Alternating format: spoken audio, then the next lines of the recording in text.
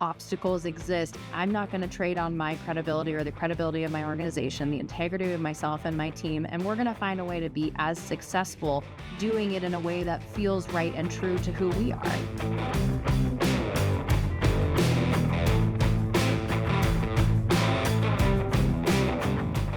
Well, hello, everyone. Welcome to Builder365, the podcast where we celebrate all things home building. I just have to ask you, have you been sharing this podcast with your teams? Because if you have not, we would so graciously appreciate you doing that. And you might be saying, where's that Jeff guy?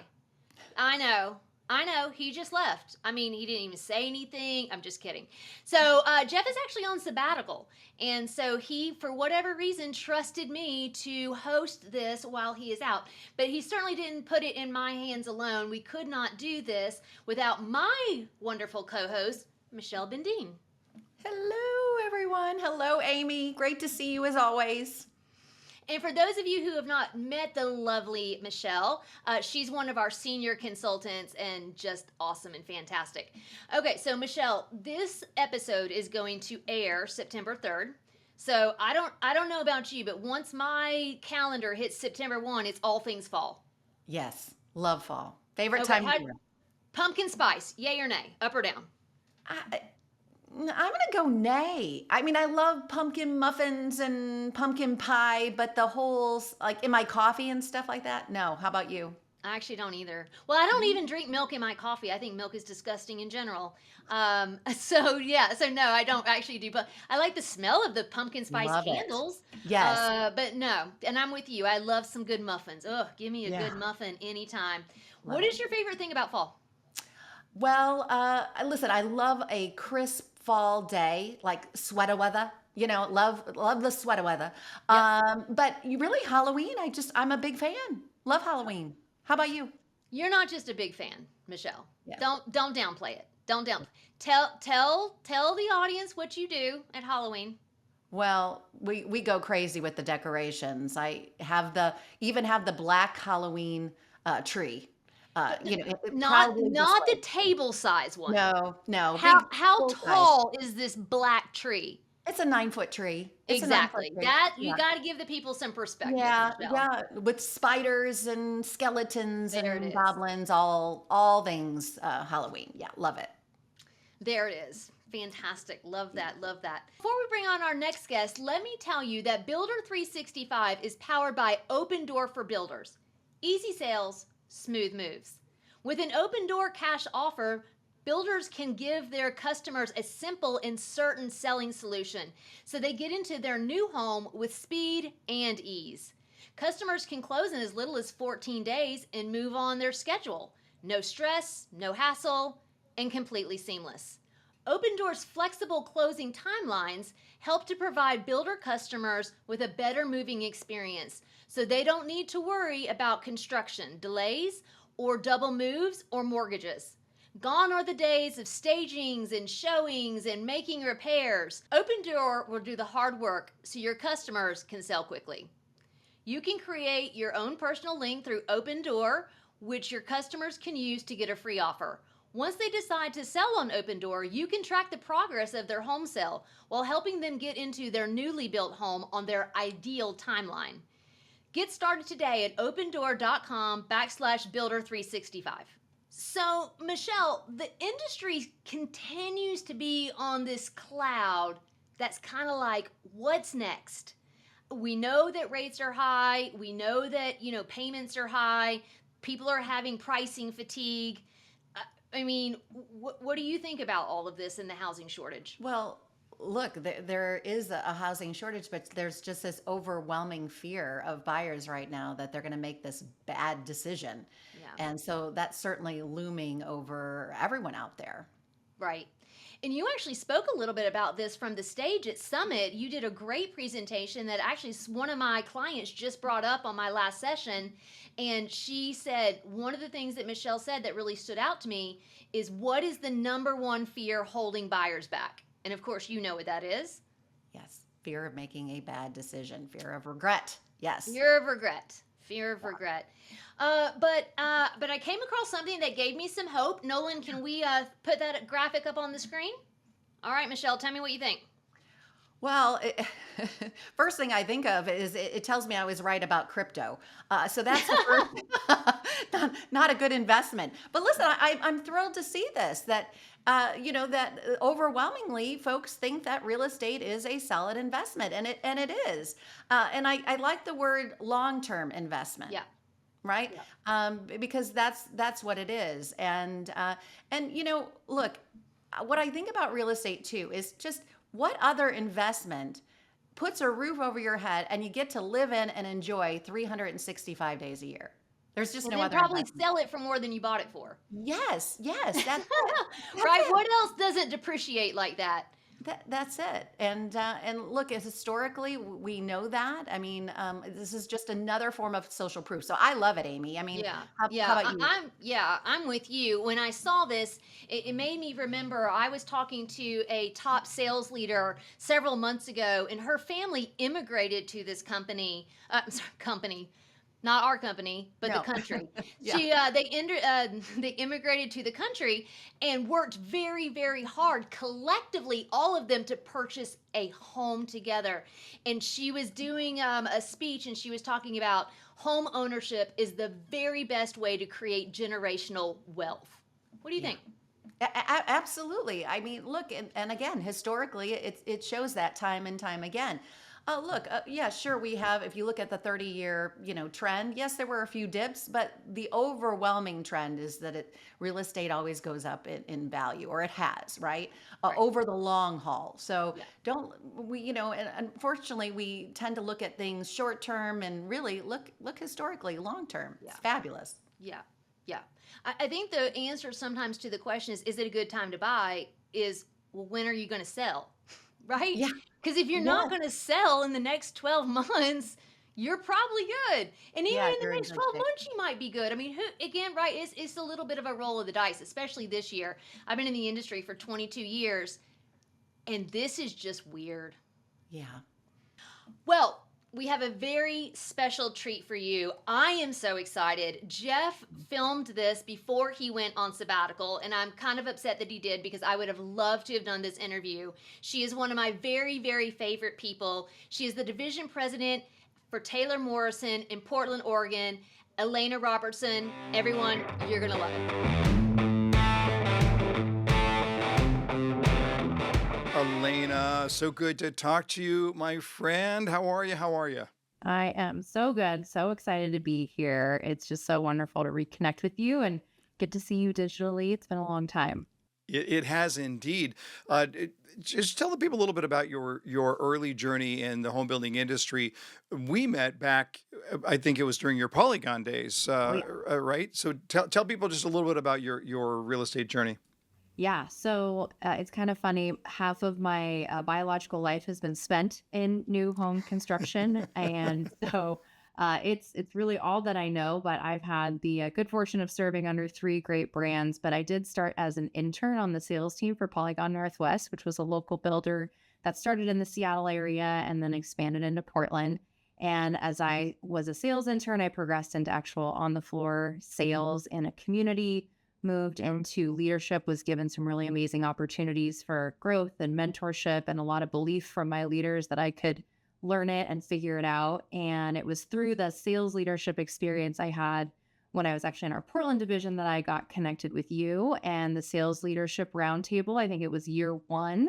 Year one, yeah, you were Picked part that of the up. inaugural group. I owe a lot to you because it went well enough that we kept doing the program. Otherwise, the whole thing would have gone kaput. So thank you very much. Yeah, you bet. I mean, there's so many things that I honestly still refer to and use, like just in normal leadership, operational leadership, not just on the sales side. But yeah, so moved back and forth between Seattle and Portland three times with the Polygon brand. We were bought by William Lyon at one point, and now currently with Taylor Morrison, who acquired us in February of 2020. Sometimes it's interesting. You get acquired by a company and you go, "Oh boy, how is this going to go?" But boy, you hit the home builder lottery when you got acquired by Taylor Morrison, didn't you?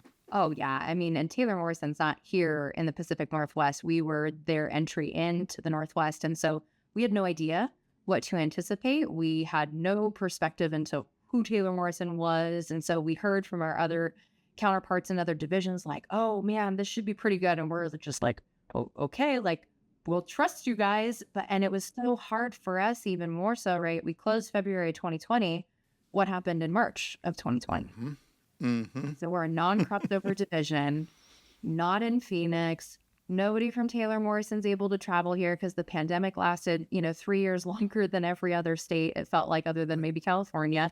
And so it took us a long time for us to actually get built and fully integrated into the heart of Taylor Morrison. And so over the past 2 years, it's been such an amazing transformation, even that way, being able to have the team come out here and us go to them and visit other divisions. So it's been really phenomenal. I honestly couldn't be luckier.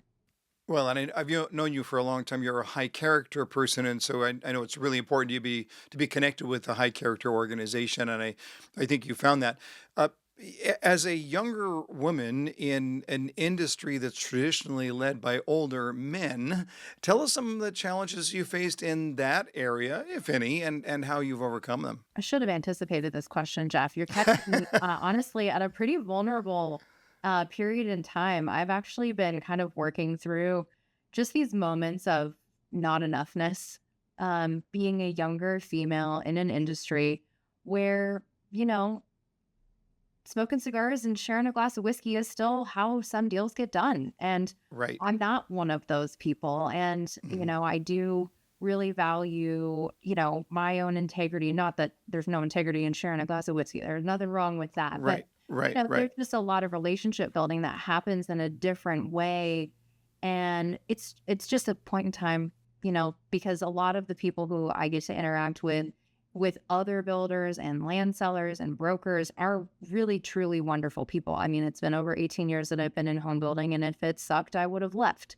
There's a lot of incredible people in this industry, and getting to know people on a personal level outside of the competitive environment. I mean, we're in a market that really is abundant with opportunity. The competition is real, but there's more than enough opportunity to go around. But I will say I've had a lot of support, like I said, from within the organizations I've been a part of, and that includes industry associations with like the Home Building Association and the Building Industry Association. And any of those individuals have always helped talk me through any of those insecurities and reassured and called on me for ideas and have been relentless in their support. So when I have these down moments, I just have to reach out and say, am I crazy? Like, is that real? Is it? And some of it's real, but some of it's imagined. And But what's funny about that is there are other people, they walk around thinking, well, I'm all that and a proverbial bag of chips, and when they're really not. And so they have a problem on the other side. But one of my early mentors, my division president, and for a big public company, and she said, I recognize I'm going to have to work harder. I'm going to have to get smarter. I recognize I'm going to have to do all of those things. But I'm not going to sit around and spend a lot of time wondering what people think about me because it's just so counterproductive. I mean, I think we all have our imposter syndrome. I still deal with it, despite what we might have accomplished. But I'm assuming there's a little bit of you that because I know your competitive spirit. There's got to be a little bit of you that says, well, dang it, I'll just show them anyway. How about that? oh, 100%. And that's really where I end up getting to, is even if those obstacles exist, I'm not going to trade on my credibility or the credibility of my organization, the integrity of myself and my team. And we're going to find a way to be as successful doing it in a way that feels right and true to who we are. And so that's where then that competitive space comes in of like, well, darn it, it might not look the same. I might be too different from what the rest of the market looks like. But someday it is probably going to look more like me. It's going to look more like my operations team. And we've created a really special environment with my team here, and I wouldn't trade it for any cigar. So Well, and Liz, the fact of the matter is that, if we're being honest, our buyer is female. The fact that we don't have more females running the organizations is frankly, it's shocking to me. And I think you're right. We're heading in that direction. I think we are in an industry that on the one hand is making strides in promoting underrepresented communities. On the other hand, still has a long, long way to go. There's no question about it. Tell me about some of the mentors that have significantly influenced your career, and any advice that was given you that still holds up today. Wow. So I would say, like, thinking back, it's always interesting when asked kind of like the mentor question, because it wasn't ever formal. It wasn't like, hey, I'm going to have a monthly meeting with my mentor. We're Right, going right, to right. talk Yeah, about yeah, it. yeah. It was really people who were open to my curiosity, who were willing to show me what it was that they did in the business, and they weren't threatened by my interest, and they were just willing to share and be open. So obviously the leadership that I've worked for and under over the past several years, I mean, Jeff Gow and Gary Young were the founders of Polygon Northwest, and I still will talk to Jeff every now and again and just asking his opinion on the market. He has such a unique perspective. So we may not talk for 6 to 10 months at a time, but I know he'll pick up my call when I'm just kind of spinning of like, what's going on in this market and what do you see and what do you think? Then there's others who are in my field team, my superintendents, who I've never swung a hammer to frame one of our houses, but they spend the time with me to walk through and explain things, right? So mentorship doesn't have to be somebody who is higher, from a role perspective. It just has to be somebody who knows more than you, which, by the way, a lot of people know more than I do. So it's easy to find mentors when you're curious and you have people who are willing to coach you and support you. I will say I have to give really huge credit, though, most recently to Kurt Van Hyfte, who's our CFO now. He was our area president before taking in the role at Taylor Morrison. And I have not had a harder, better boss. He challenged me and pushed me, and we had our challenges to work through. And yes, he was my direct manager, but he didn't have to take the approach that he did. And it was one that was that of a coach, and that he believed I could do better and be more. And he found a way to get me to believe in myself. And some of that meant he had to call in help and support for that too, which that modeling was really important for me to see. And it was something that I think has really changed how I've approached the operation and how I think about the business, and how to be aspirational in the operation, not just in the leadership and the people side. You mentioned that you've spent time over in your career here in the Pacific Northwest, sort of bouncing a little bit between the Puget Sound area, the greater Seattle area, and the greater Portland market. Portland is an interesting market. It's known for being very difficult on the home building business, building ordinances, growth caps, the whole 9 yards. How do you and how does Taylor Morrison navigate some of those regulations? And at some points, do you just like want to pull your hair out over the difficulty? Because next to some of the markets in California, I think Portland is right up there as the toughest market in the country to do business in. Yeah, I appreciate you recognizing that, Jeff, because sometimes it feels like we're fighting an uphill battle. Yeah, land use Right. here and zoning and coding it is incredibly challenging here. And so we've had to take a couple of different approaches. And what it is at the root of it is recognizing that it's people within each of those staff scenarios or those political situations, and trying to understand how are we going to connect with them to support them, because they're understaffed, they're under budget, they're working against advocacy groups who we're all trying to find solutions to housing. Housing is what drives economic development. It's what houses our constituents and our communities. And we're all trying to get to the same solution. It's just everybody's got a different path. And so working to collaborate consistently with as many different interest groups, there's a lot of that's having to happen. And it can be really exhausting, and it can be really tough when people are just unwilling to share or collaborate or hear another perspective. They have a closed-minded perspective. Again, that curiosity is just kind of lacking. And some of it's just a top-down issue. Some of it is they're just trying to get through to the end of the day, and they're like, book says what the book says.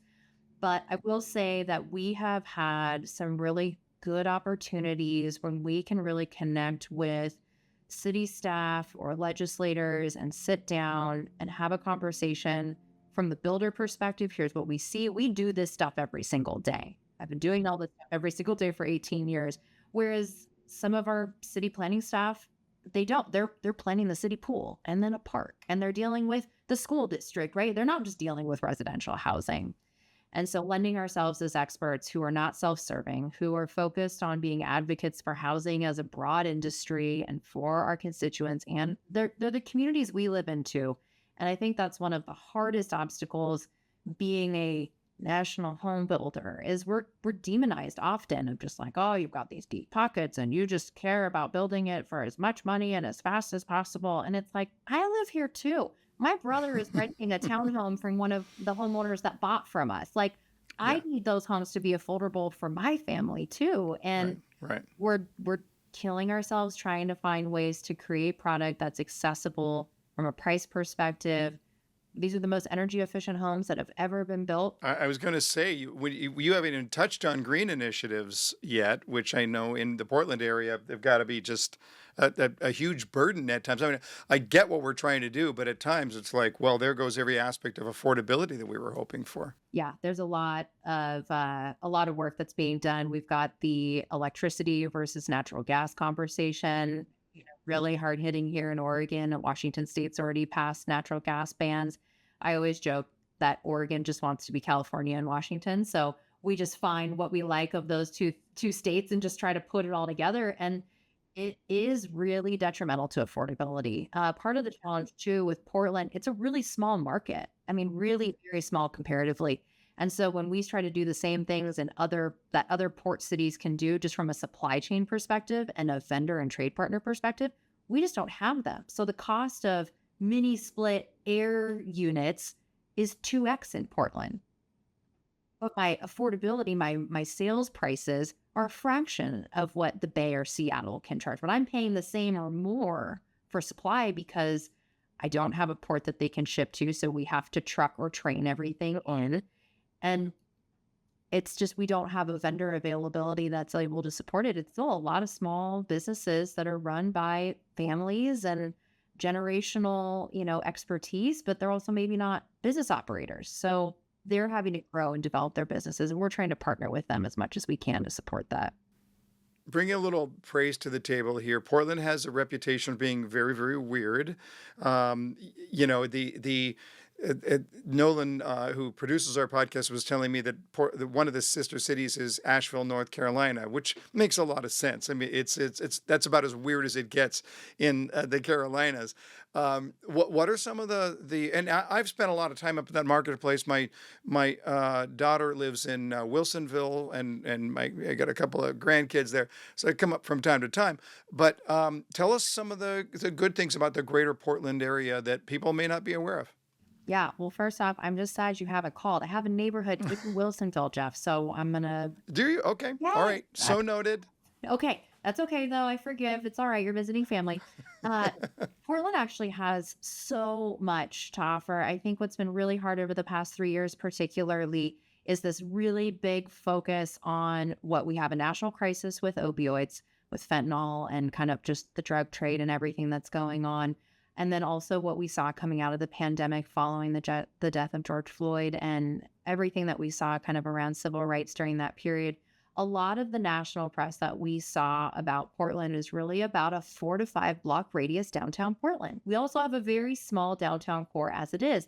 So all of the neighborhoods where we've been building for 20 plus years, it's not downtown. All of our communities are outside. All of the builders, for the most part of the national scale that are doing large quantities of homes, which, by the way, large quantities is maybe a few hundred a year. It's certainly right. thousand. Yeah. We're out in the suburbs, but there was a story that came out in CNN maybe a year or two ago, but is highlighted every year. There's the bike bus. So there is a community that's just in the hills above downtown Portland where the kids every day during the school year in this gigantic children's bicycle gang, ride their bikes to school every single day. If the city was unsafe, if this wasn't a wonderful community to live in, would that be possible?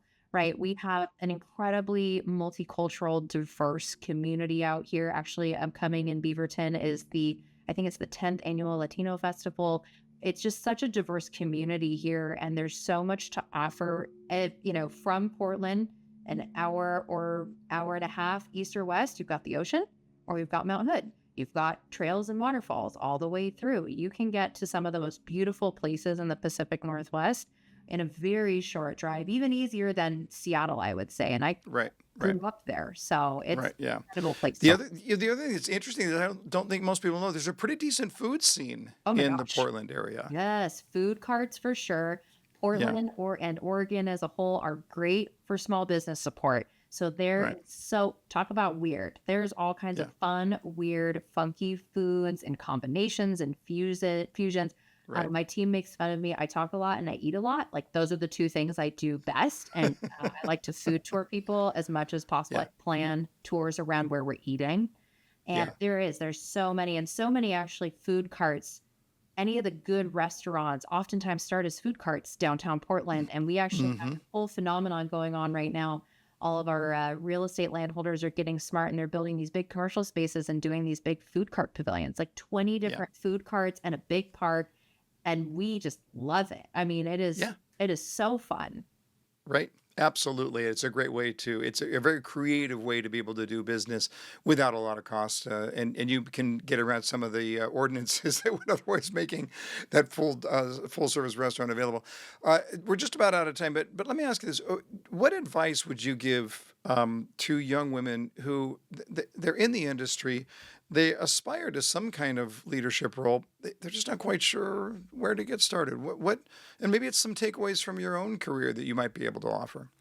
Yeah. So one of the things that I always recommend is first seek out other women within the industry as well, because empowered women empower women, and we have to lift each other up collectively.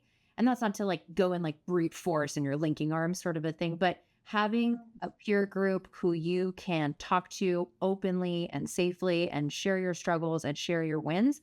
Part of that too is just the networking. And it's outside of your own organization. It's meeting other people in the industry who know of other opportunities for you. A lot of it is courage though. A lot of it is courage and curiosity and saying to their leaders, this is what I'm curious about. This is what I would like to spend time on. And to some degree, you just have to forget that you are female, right? It's about, can you grind? Do you add value to the organization? What are you doing to move the needle for the business? And if you're adding value, there is always space for us to find opportunities if you have good leaders in place. And honestly, if you don't have good leaders who can see that, then you need to have the courage to make a choice to go find a place that will value you and give you that support. And sometimes that's the hardest thing, is making the change, but don't be paralyzed by it, because I feel so often that people make those decisions and they realize it, well, why didn't I do this sooner? It would have been better. Love it. Before we let you go, I'm going to put you on the hot seat. Rapid fire questions, rapid fire answers. You ready? Yep. Here we go. The artist or band that you listened to most in high school. Ooh, Incubus. Okay. The most beautiful place you've ever stood. Oh, goodness. Someplace probably in Kauai. Can't argue there. A book you read a long time ago that had a lasting impact. Count of Monte Cristo. Oh, I love that book. So That is such a good book. Yeah, I have to just tell you parenthetically, I actually saw the movie first with Jim Caviezel, I think yes, was in which it. is amazing. And I did the same. And so I was both disappointed that the endings were completely different in the movie and the book, but then I went, but this is such a good book, and I still loved it. So there you go. Yeah, And love amazing. it. As an audiobook as well. It's just like Yeah. so fun. All right. Your first car was, Ford Explorer, 1996. like See, it, and your first celebrity crush. ooh, Jonathan Taylor Thomas. That's I got it. I'm old and I still got it. So there you go. Elena, you're off the hot seat, and I just can't thank you enough. It is so cool to see how your career has progressed and the work that you are doing in a difficult environment for a great company, but you're adding value every single day. You should be really, really proud. Thanks for giving a little bit of your time to our audience. Thanks for stopping by. Thank you, Jeff. Appreciate everything you've done for me very much. All right, right. Well, there you have it. One of the strongest female voices in the industry, and I could just listen to her all day. There's so many great nuggets. She's so well spoken. She's so driven and accomplished. Really, really an inspiration. Would you agree, Michelle? Yeah, she's a rock star. Yeah, fantastic, fantastic. Well, Michelle, before we wrap up, I try to ask people things that are very telling about their personality. And I find that one of the best questions to ask is, what is a person's favorite movie and why? Uh-oh, now I'm worried because my favorite movie of all time is Nightmare Before Christmas. It really is. I mean, I think that Tim Burton is a genius, and I love the music score by Danny Elfman. I think just incredible. And so I could watch that movie, I mean, all the time. I just love it. All right, Amy, I have to ask you. Well, what about you? Well, first of all, that all is all coming together for me now, right? The tree, Hard to make the sense. skull. You have some sort of skull scarf that you love. Yeah. Love it. You don't come across this that way, by the way, when you first meet you. All right, I was not expecting black trees and skulls, and Tim Burton. For me, I am totally blanking on the name. It's actually an Italian film, which I don't normally like to read that much. And I never watch anything dubbed, but I think it's A Beautiful Life. I'm totally blanking on the name, but anyway, it's fantastic. It has to do with World War II and the Holocaust, right? So it's just very poignant. But definitely one of my favorite movies. I love watching those types of things. Yeah. All right, everyone. Well, thank you for joining us. I hope we didn't disappoint with Jeff out of the chair, and we look forward to seeing you next time.